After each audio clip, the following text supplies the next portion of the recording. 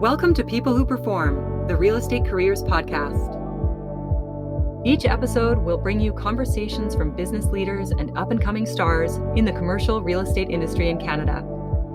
Our guests will share their unique career journeys, passions, and advice on what it takes to be successful in this industry. This podcast is brought to you by Highview Partners, connecting people who perform in Canadian real estate. I'm your host, Richard Costello, and today I'm joined by John Brendan McEown, the Chief Executive Officer of the Burnaby Housing Authority. JB has spent the past decade at the forefront of affordable housing development in British Columbia. As Associate Vice President of Development Strategies at BC Housing, he led a team of 100 professionals, delivering thousands of units across the province and managing a capital program exceeding $9 billion. Before stepping into the inaugural CEO role at the Burnaby Housing Authority, JB earned a Master's of Urban Studies from Simon Fraser University, graduating with a perfect GPA, and was recognised for his research on the economics of mixed income housing. Today he's tasked with launching an organisation at a critical moment, when housing affordability challenges are top of mind for communities across the region. In this episode, we'll talk about JB's career journey, the vision for the Burnaby Housing Authority, as well as some lessons and insights he's learned along the way.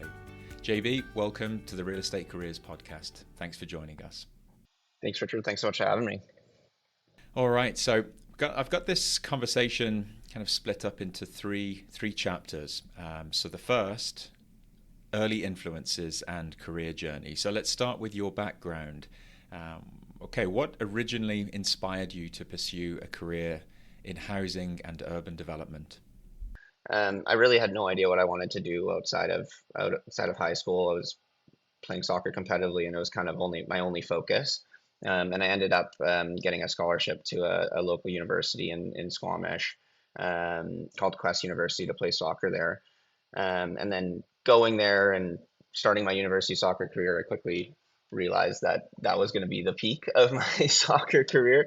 There wasn't going to be anything really beyond that, and started to really focus in on what I wanted to do with my life. And I was always drawn to architecture and design. And so I thought that was what I was going to do. Quickly found out that the technical skills required for that are far advanced from what I was able to do. And so I took an urban planning course, and that kind of opened my mind to housing and urban development, and really kind of drew me into that space. And so I ended up spending my university degree. I went to a unique kind of private liberal arts and science undergraduate degree where you kind of create your own degree. And so I focused in for the next 3 years on urban planning. And I had a focus on housing and economics kind of under that umbrella of urban planning. And so that really was what I ended up focusing on. And then that led me to an internship at BC Housing, and the rest is history. Okay. And for listeners who may not be familiar, can you give us a quick overview of BC Housing and the role that it plays in the province? Yeah, absolutely. So BC Housing is a crown corporation for the provincial government. It currently operates under the Ministry of Housing and Municipal Affairs, but it's been under a number of ministries over the years. It's mandated to develop and administer a range of subsidized housing options and services across BC. And really the portfolio is a combination of kind of directly developing housing and operating housing, and then administering funding programs to different groups that are delivering housing and operating housing. BC Housing started, I think it was in the 70s, and it was really a product of the devolution of federal programs down to the provinces. BC Housing was set up to kind of administer those federal programs as they were devolving them to the provinces. And then in 2018, we saw a huge investment from the provincial government into housing. There had been some provincial investment over the years as well, kind of paired with those federal programs. But in 2018, we saw kind of an increase in provincial programs that BC Housing was responsible for administering. Okay, and that coincided with your career journey there. So you spent several years in different roles. But what did your work at BC Housing involve in the day-to-day, just to give us a bit more insight? Yeah, so every day is different at BC Housing. You always feel like I was always dealing with a different challenge. But In my most recent role, I was working with a really fantastic leadership team who was responsible for the delivery of housing through a variety of funding programs and budget envelopes. And it ranged from housing for people experiencing homelessness all the way to rental housing for moderate and middle income earners.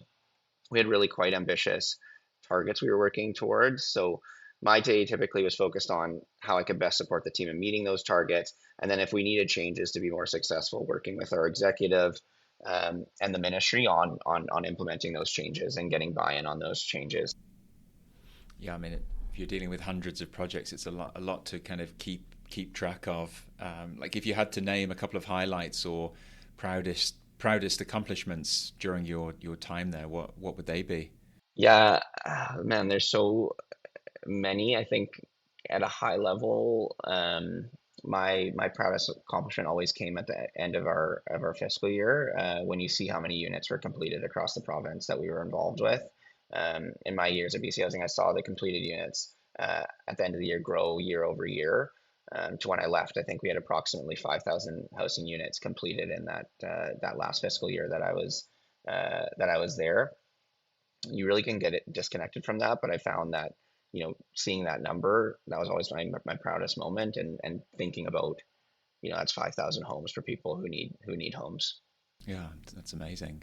And you had a fairly rapid career trajectory, moving from, well, you started as an intern and became a development manager to leading this province-wide development strategy. So when you look back, were there any like pivotal moments or mentors who shaped your path?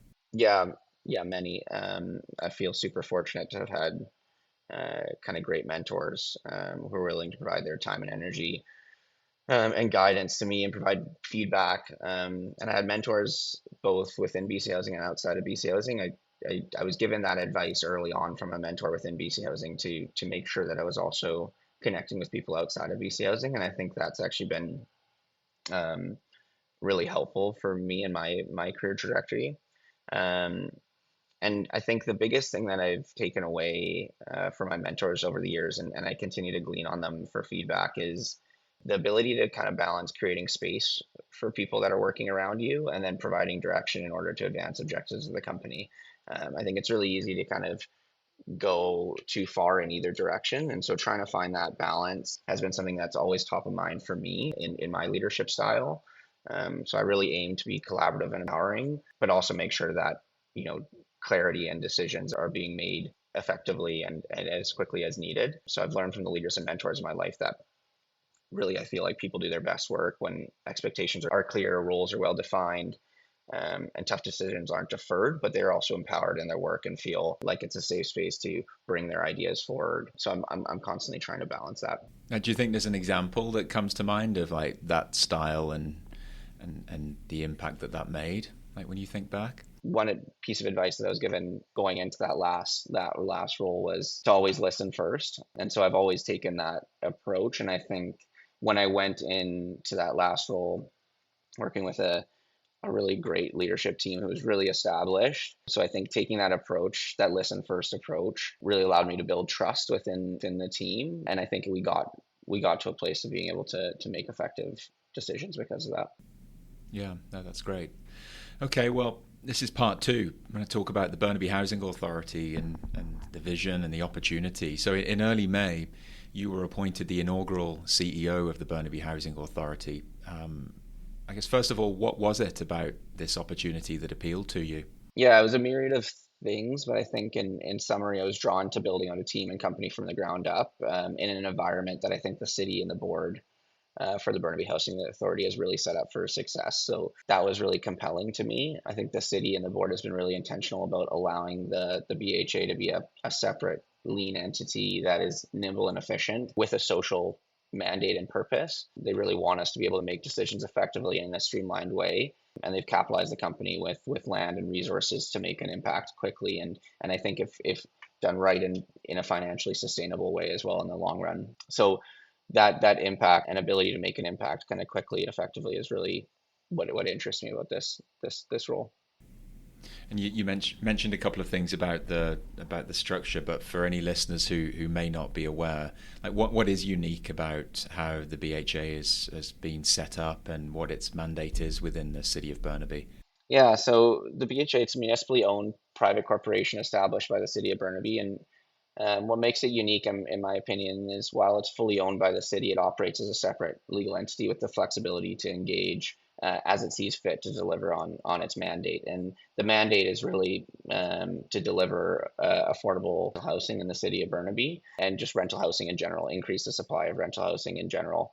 But then also balancing that, one of its key principles is financial sustainability, which is in order to build resiliency so that we can keep delivering affordable housing in the long run. And so that means, we can pursue mixed income projects, market projects, and reinvest revenues to support the long-term mandate while balancing that other focus, which is to create affordable housing for people in Burnaby. And what are some of the tools that the city of Burnaby has kind of providing the BHA to set it up for success? Yeah, so I think three main ones at a high level. First one is the city has land that they'll be able to offer to the Burnaby Housing Authority to develop on. And the second one is they've given some startup capital to be able to get these projects moving, as well as allow the company to run in the near future.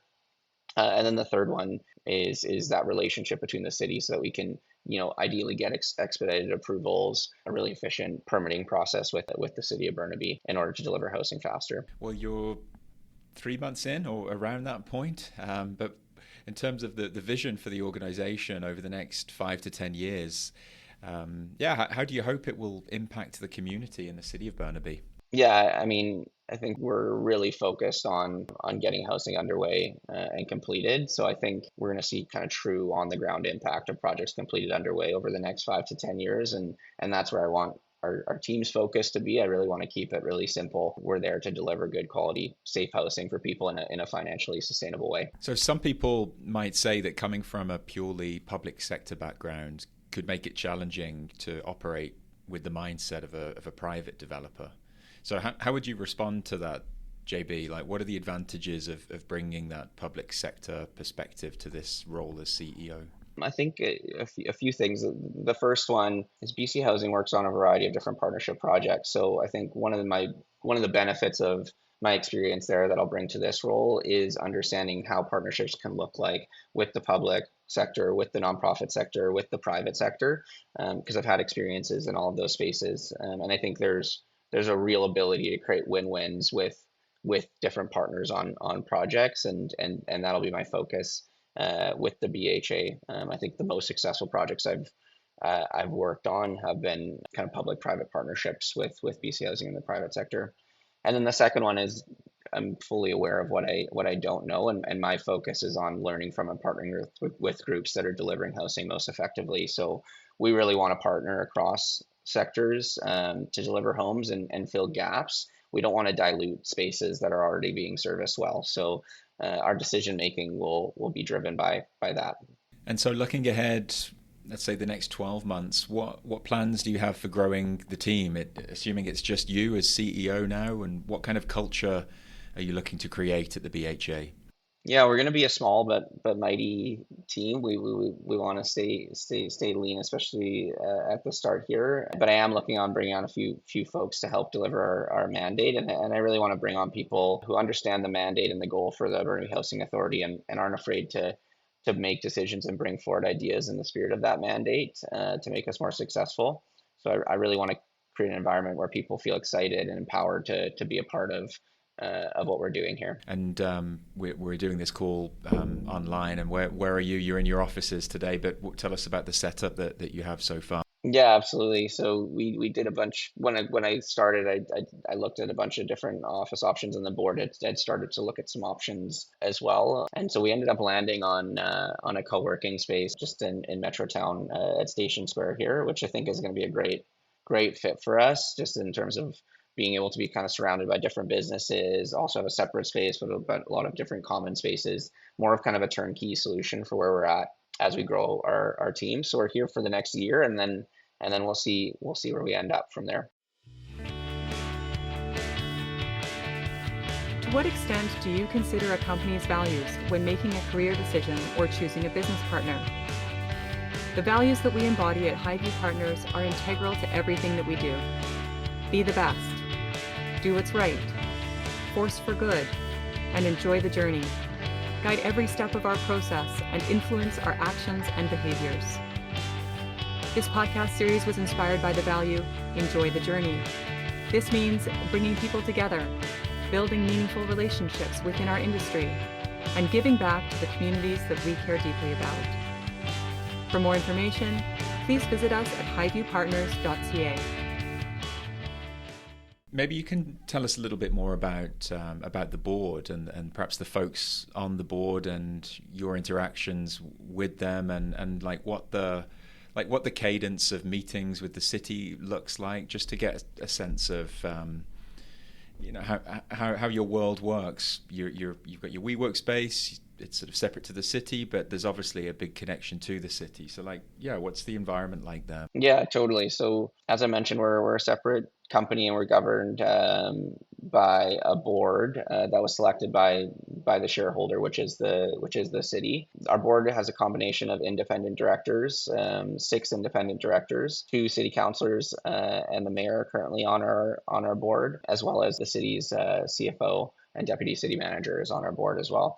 Our independent directors have a variety of super experience in the development industry and in the housing sector at large. So I'm super grateful for our board. They've been incredibly helpful for me as I get going. And they also have done some incredible work over this past year without a CEO on moving the company forward. Yeah, we have a really, really great board. I encourage you to they're online. You can get all their details. We meet every month or two right now. We have our board meetings, and the board is empowered to make decisions for the company. The only times that we have to go to the city is if we are making a request for those areas of assistance that I mentioned. So if we've identified a piece of land and we want to request that land be transferred to the Burnaby Housing Authority, or if we're identified some of that capital startup that we need to accelerate a project, we can go to the city and make that request. But otherwise, the company operates separately, and it's kind of that delegated, separate arm's length company with the city as our shareholder. Prime Minister Carney and so many others are talking about the potential for modular construction, robotics, and other innovations. How they might be able to help tackle housing supply. Just curious, how do you see these approaches, these technologies fitting into the BHA's strategy? Yeah, I think fortunate BC Housing, as part of that 2018 program increase that I was mentioning, there was a kind of a modular focus program, and it was something that we did quite a bit at. So I saw what worked well and what didn't work well. In terms of BHA, we're definitely, I think, open to exploring innovative approaches that can help accelerate housing delivery and reduce costs. And that could be all the areas that you mentioned: modular, robotics, other emerging technologies. I think they do hold real potential, especially in a context where we're trying to find ways to innovate within housing delivery. That said, we're also approaching these strategies very thoughtfully. We want to understand what makes the most sense, both financially and in terms of quality and long-term kind of durability of our housing. So I don't want to be in a place where we're chasing innovation for its own sake. It's really about finding practical, scalable solutions that align with our goals for financial sustainability and community impact. So definitely open, but it has to make sense. Yeah. And you mentioned that even before you came on board, that the board members were handling or they had started with a project. Is there any info you can share about some of the projects that you're currently working on? Not yet, but hopefully very, very soon. And we do have a few projects underway, so that there'll be more coming out, I think, in the near future on those. Okay. All right. Well, look forward to learning more about those. So let's turn to the third section here. So about your leadership and lessons looking ahead. So you stepped into leadership at a relatively young age at BC Housing.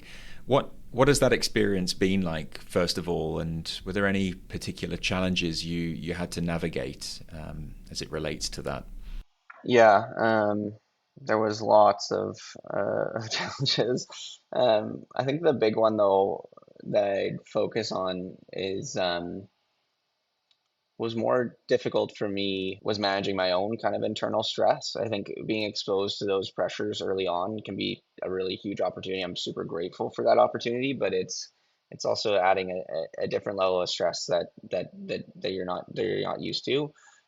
So a lot of the work that I've kind of done has been internal, managing that stress, trying to stay grounded, learning how to separate kind of urgency from importance. That was a big one for me. I think um, throughout my career, I always felt like I needed to get things done very, very quickly. And sometimes in doing that, you don't take that time to kind of think through what that decision is. And I think as you go higher and higher in leadership, you need to take that time to think about the strategy behind your decision. And then, yeah, handling that stress internally, I've been really intentional about kind of building support systems and support processes so that I can keep maintaining what I'm doing. That was I think the biggest challenge for me that I had to navigate. And what are some of those ways, those kind of support mechanisms? Yeah, I think for me, staying active works, taking breaks, getting outside. Those are kind of the big ones. I think, you get into zones where you're just head down in the computer and it can get it can get a little bit darker. So just trying to break up those days and trying to get active. Yeah. So when you reflect on your career so far, what lessons stand out as most valuable to you? Yeah, I mentioned it. I mentioned it earlier on, but I think that listening first approach is a big one. I think I work really hard to make sure that I'm listening first before making kind of a decision on a direction that we're going. I think you can get stuck in your own head sometimes in a leadership role, and you can kind of miss what's being said around you around what makes the most sense. So yeah, so I really hold that one close, and I think the only way to kind of find solutions that work is by taking in all of those perspectives. Yeah. And outside of work, then, I mean, you were a big soccer player, but what are your interests and kind of activities do you enjoy? Yeah, I mean, I'm a pretty active person. I grew up playing a bunch of sports and soccer primarily, but I try to stay active and get out, play different sports as much as I can. And then I also love to cook, and my partner and I, we love going out for shows and dinner around town. So we definitely do that. And then I have a very energetic 3-year-old dog that I'm generally found trying to tire out. Can you run with the dog? Yeah, I do run with the dog, which is good. Since I started this role, I think it's a little bit less. I'm constantly going home to her, kind of whining to me about not getting enough exercise, but we'll get that back up, I'm sure, once things settle down here. Yeah, nice. Um, and I know this because you've shared this with me, but your partner's got a pretty neat job as well, which sort of provides some good trips and stuff. Yeah, totally. And yeah, I kind of meant that around going out for shows. You can also just find me watching my partner, who's a musician, at her shows. So definitely doing that as well in my spare time. Yeah, that's awesome. Okay, final question, JB. If you could give one piece of advice to your younger self starting out in housing, what would it be? And I think I still tell myself this advice, but kind of be patient, trust your instincts, and be okay with the outcomes. I think that's the big one. I think don't try to rush don't try to rush things. It'll happen when it's supposed to happen, and then if you feel strong, you've listened to everybody, just be okay with that decision and the outcomes of it. I think that's a big one. Yeah, that's great. And if anyone wants to learn a bit more about the Burnaby Housing Authority, I think you created the website. There's not much on it at the moment, but yeah, where can they go? And I know, well, hopefully they'll come and listen to this, but Yeah, absolutely. Yeah, we have a very basic website. We'll be working on kind of updating that, but it does have some kind of high level information on us and how to reach out as well. And then the city of Burnaby as well has a bunch of information about us, details on our board members and kind of the background to the creation of the Burnaby Housing Authority. So definitely check out those two areas. That's awesome, and now you've got your plate is very full at the moment, but I'm sure I hope we'll be seeing and hearing a lot more about you and the BHA over the kind of coming months and years, of course. But yeah, wishing you all the best with this, JB, and thanks for giving us the overview of yourself and what you're up to, and yeah, really appreciate it. Yeah, absolutely. Thanks so much. Thank you for listening to People Who Perform, the Real Estate Careers podcast brought to you by Highview Partners, a talent search and recruitment firm focused exclusively on Canadian real estate. If your real estate team is looking to find the best next hire, or if you're ready to make the best next move in your career, then reach out to Highview Partners today. Follow us on LinkedIn and visit us at highviewpartners.ca.